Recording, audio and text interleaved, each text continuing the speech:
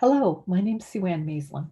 I am a psychologist and mental health educator, and like many of you, I'm a busy parent, partner, and caregiver doing my best to stay healthy and well in a challenging environment.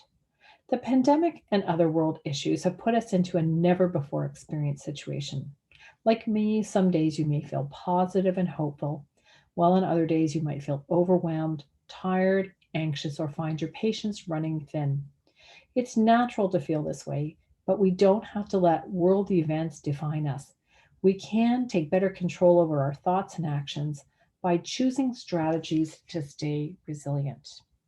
So, resilience, it's like a psychological muscle that can be developed in practice. No doubt you've developed a host of resiliency strategies to help you stay in control during uncertain or difficult periods of life. Many of these strategies have helped you to problem solve in a variety of different situations. Now, some strategies, such as spending time with our loved ones or staying active, getting a good night's sleep, or any activity that brings us a sense of purpose or joy, is more likely to produce a positive outcome. On the other hand, sometimes when we're tired or stressed, we choose strategies that are less helpful, such as not getting enough rest, engaging in negative thinking patterns, or drinking unhealthy levels of alcohol, and this can produce a negative outcome on our well being.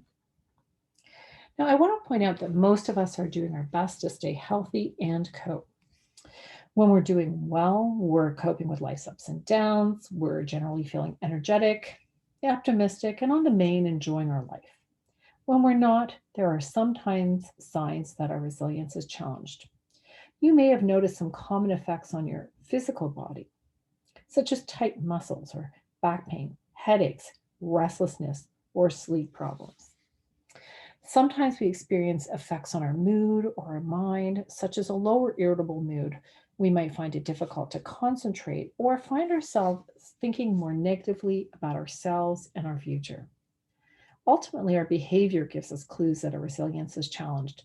For example, using more alcohol or snapping at family members or withdrawing from loved ones are often signs of distress. So, we're going to look at 5 strategies that are within your control to help you stay healthy and resilient for life. Our first strategy is about worrying constructively. Now, we all worry from time to time, and perhaps more so in times of uncertainty. Getting caught up in a negative worry chain where you literally get stuck ruminating about your problems can end up with you feeling hopeless, helpless, and exhausted. To worry constructively, we need to identify problems that can be solved and really drill down and identify the issue.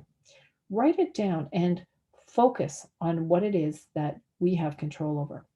A part of the strategy involves identifying your thoughts and beliefs about the problem.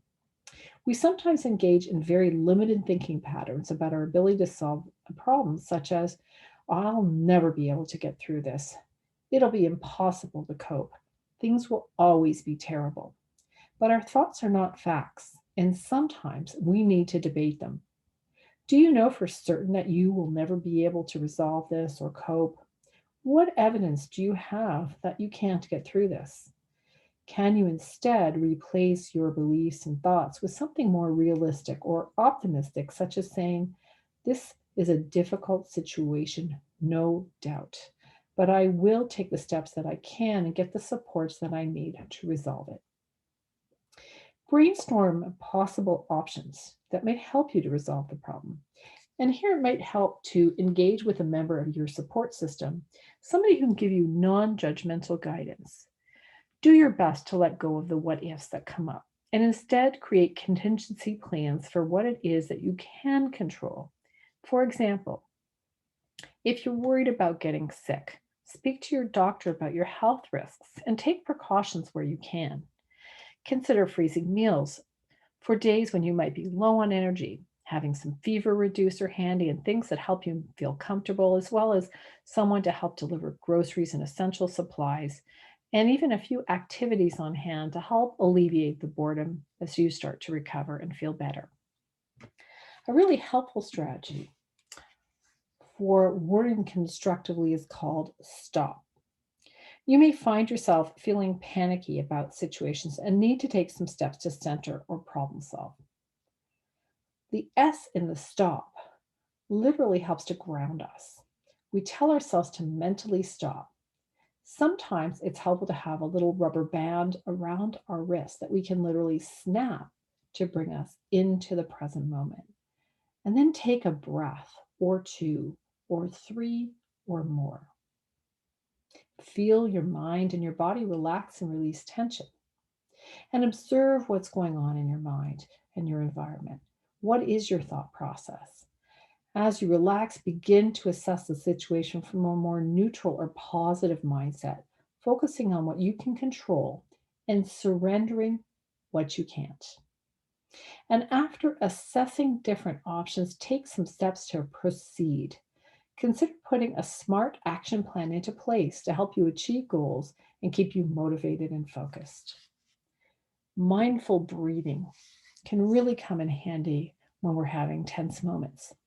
It helps to combat anxiety, improve concentration, brain and immune function, sleep, and digestion. To begin with, sit in a chair with your shoulders, head, and neck supported against the back of the chair and your feet planted firmly and comfortably on the ground. You can also do this standing with your feet hip width apart and your shoulders relaxed. Close your eyes or soften your gaze, doing your best to look away from screens and blue light. In your mind's eye, watch your breath. Breathe in through your nose and let your belly fill with air, and breathe out through your nose. Notice what it feels like to breathe. Perhaps noticing the in breath is a little cooler than the out breath. Perhaps place one hand on your belly and the other on your chest around your heart center. As you breathe in, watch the breath as it travels down and feel your belly rise. As you breathe out, follow the breath and feel your belly lower. The hand on your belly will move more than the one on your chest. Take 3 more full, deep breaths. 4 cycles of diaphragm breathing are often enough to engage your body's natural relaxation response.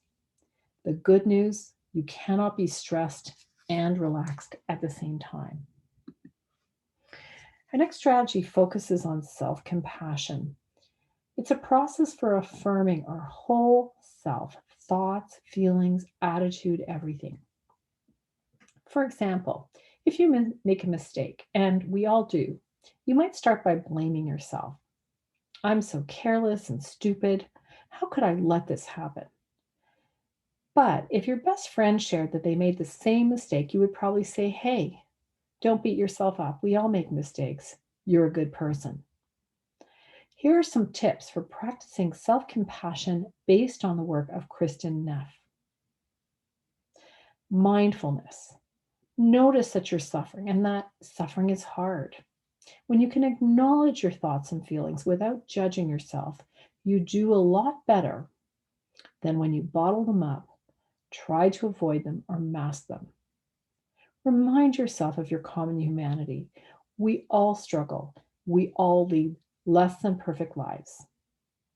Normalize that it's natural to feel scared and worried at times. And talk to yourself with kindness in a warm tone, like a cherished friend. Replace negative labels with positive and affirming statements, such as I am a good and kind person. I am worthy of love and respect. I am capable. Express some gratitude. It helps us to stay present to our reality and literally savor life experiences, big and small. Count your blessings. Focus on your strengths instead of dwelling on the negative. This can improve your outlook on life, help you cope better in challenging situations, improve your social connection, your life and career. A regular practice of cultivating gratitude has been shown to improve energy levels and life satisfaction, and it really helps prevent boredom so that each day doesn't feel like the last. Strategies include keeping a gratitude journal where you list 2 to 3 things each day that you are grateful for.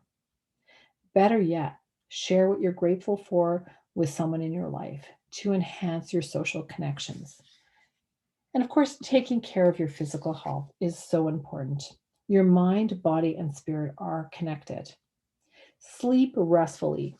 It's so important for your body to sleep in order to repair itself. Aim for at least 7 to 9 hours of sleep per night. It helps to practice a healthy sleep wake routine and develop healthy rituals to fall into a deep and comfortable sleep. Consider turning off electronic devices or avoid watching negative or scary news too close to bedtime. Instead, take a warm bath, read a book, or practice relaxation techniques. Eat healthy, nourishing meals, reducing sugars or saturated fats that can quickly deplete your energy and dampen your mood.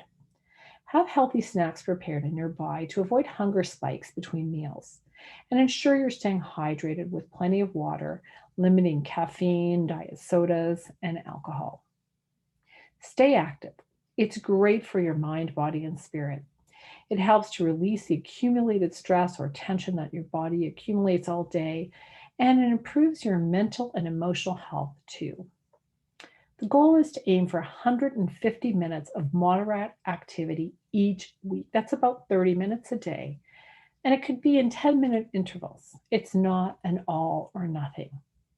Physical activity is even more enhanced when you do it with a friend or a loved one. And of course, you want to make a commitment to yourself. Remember that resilience is like a psychological muscle that we do cultivate intentionally over time. Consider incorporating one or two of the strategies that you found meaningful in this video and communicate your intentions to your loved ones so they can help to support you on your journey. Commit to your practice by setting SMART goals, goals that you can measure, track your progress, and help you to stay motivated. And of course, thank yourself for making the choice to tune in and put yourself first. As a mental health professional and educator, I know how important it is to put your own oxygen mask on first by choosing strategies to support your well being. Thank you.